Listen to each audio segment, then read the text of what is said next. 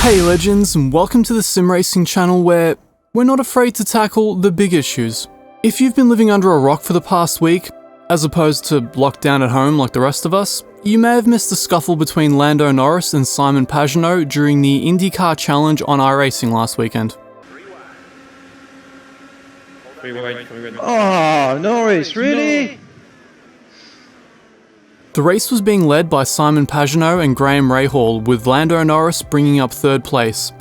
On T1, with 8 laps left to go, Norris made a move on the inside. Going into the turn 3 wide, Rahal inexplicably jinked to the right, hitting Pagenaud and sending him flying into the wall, ending his race.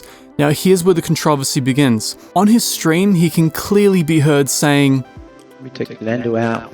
Let's do it. And the rest, as they say, is history.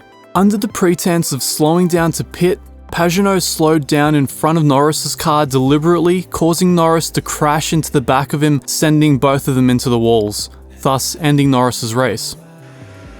Oh, I was spitting. Oh, sorry, I didn't mean to do. The resulting controversy took both the eSports and the motorsports worlds by storm. Being interviewed after the fact, Norris said that he thought the event was actually caused by poor netcode between him and Rahal.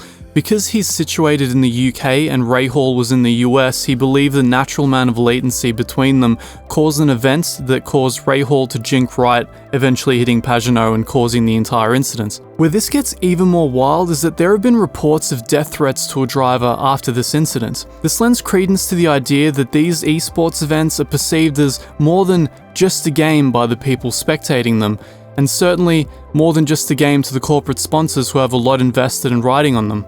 It casts shade on some of the unsportsmanlike behaviour displayed by Simon Pagenaud, and though we don't actually know which driver received the death threats, we can probably make a pretty good educated guess.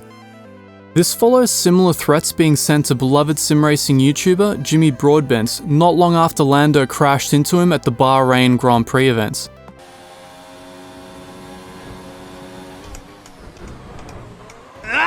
Norris!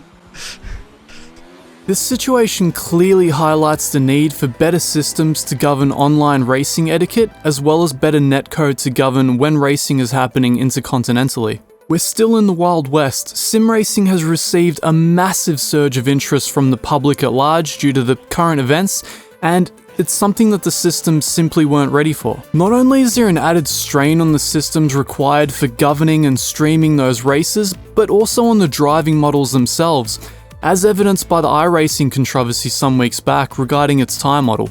I'll link that video at the end of this one. So what do you think? Was Pagenaud wrong to take out Norris? Should Norris have backed out when they were going 3 wide into the corner as per real-life IndyCar etiquette? Does iRacing need to do more in order to regulate these events? Let us know down below. Make sure to smash that subscribe button to stay up to date with all future sim racing news and reviews, and until next time, we'll see you guys later.